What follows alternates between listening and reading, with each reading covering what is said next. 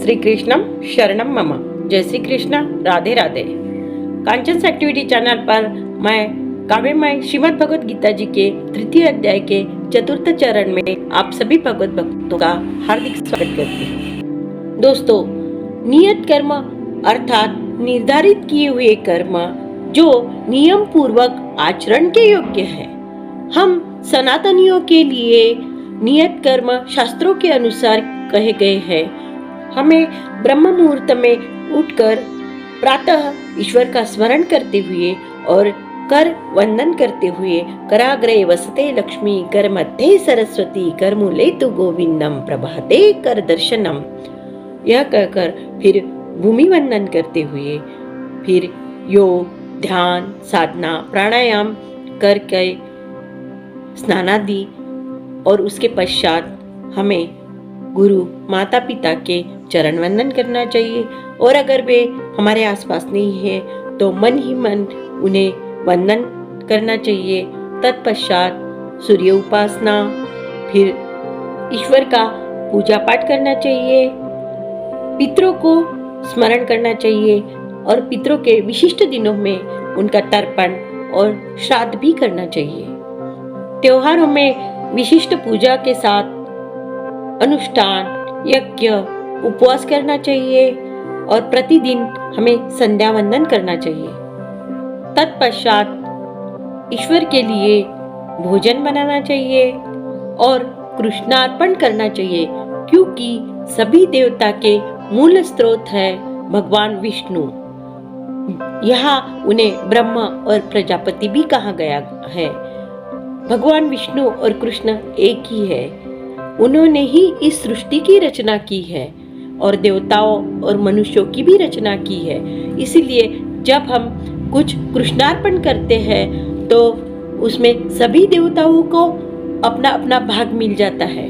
उसके पश्चात जो बाकी रह जाता है वह है केवल पूर्ण ब्रह्म, या उसे हम प्रसाद भी कहते हैं, और उस प्रसाद को हमें ग्रहण करना चाहिए। इस तरह नियम पूर्वक आचरण करते हुए हमारे जो नियमित कर्म भी है उन्हें भी कृष्ण को समर्पित होकर करते हुए जीवन जीने को ही यहाँ यज्ञ कहा गया है। दोस्तों, आज हमने नियत कर्म के बारे में जाना। अब हम चलते हैं हमारी काव्यमय श्रीमद् भगवद गीता की ओर। हे पृथा पुत्र, तीनों लोकों में मेरे लिए नहीं कोई नियत कर्म, ना है मुझे किसी वस्तु का अभाव, ना ही है आवश्यकता, फिर भी नियत कर्म करने की हमेशा रहती मुझे तत्परता। हे पार्थ, नियत कर्म को मैं सावधानी पूर्वक नहीं करूंगा अगर, फिर ये सब मनुष्य मेरा अनुगमन कर चलेंगे उसी पथ पर। अगर मैं नियत कर्म से विमुख हो गया तो अवांछित जन समुदाय उत्पन्न होगा और हो जाएगा सब नष्ट।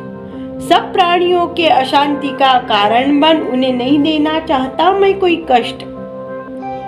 जैसे अज्ञानी जन फल की आसक्ति से करते हैं अपना कर्म, वैसे ही विद्वानों को सही मार्ग पर इन्हें ले जाने को करना चाहिए सत्कर्म। आसक्त अज्ञानी व्यक्ति को अपने कर्मों को करने से ना करे विचलित, बल्कि विद्वान जन को अपने आचरण से उन्हें करना चाहिए प्रभावित। अहंकार से ग्रसित व्यक्ति स्वयं को सब कर्मों का कर्ता समझते हैं। वास्तव में प्रकृति द्वारा अर्जित गुणों से ही ये सब कार्य संपन्न किए जाते हैं। जो निष्काम कर्म और सकाम कर्म के भेद को जानते, इंद्रिय भोग में वे स्वयं को कभी नहीं लगाते। मोह मायावश अज्ञानी भौतिक कार्यों में आसक्त रहते हैं। ज्ञान अभाव के कारण वे ऐसा अधम कार्य करते हैं। अपने अमूल्य समय को इन्हें समझाने में ना गवाओ ज्ञानी जन, हो सकता है आपके आचरण से ईश्वर में लग जाए इनका मन।